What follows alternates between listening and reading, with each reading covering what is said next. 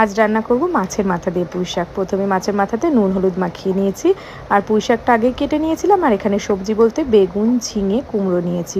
কড়াইতে তেল গরম করে প্রথমেই আমি মাছের মাথাগুলোকে ভালো করে ভেজে নেব, তবে খেয়াল রাখতে হবে বেশি যেন ভাজা না হয়, তাহলে কিন্তু টেস্টটা চলে যাবে। এরপরে কিছুটা রসুন থেতো করে নিয়েছি, আর ফোড়নের জন্য ব্যবহার করেছি 5 ফোড়ন, শুকনো লঙ্কা, তেজপাতা।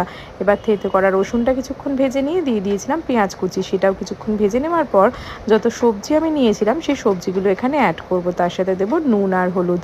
এই সবজিগুলো কিছুক্ষণ ভাজা হয়ে গেলে অ্যাড করব এখানে কেটে রাখা শাকটা। যখনই শাক রান্না করবে সেটা কিন্তু খুব ভালো করে ধোবে, না হলে কিন্তু একটুখানি বালি থেকে যায়। আর তারপরে শাকের সাথে এখানে মাছের মাথাটাও অ্যাড করে দিয়েছিলাম। এরপরে ওয়েট করতে হবে যতক্ষণ না পর্যন্ত জল একদম শুকিয়ে আসছে। আর একটু কালারের জন্য আমি কাশ্মীরি লঙ্কা গুঁড়ো অ্যাড করেছি। আমার তো এই মাছের মাথা দিয়ে পুঁই শাক খেতে দারুণ লাগে। আর তোমাদের কেমন লাগে জানিও।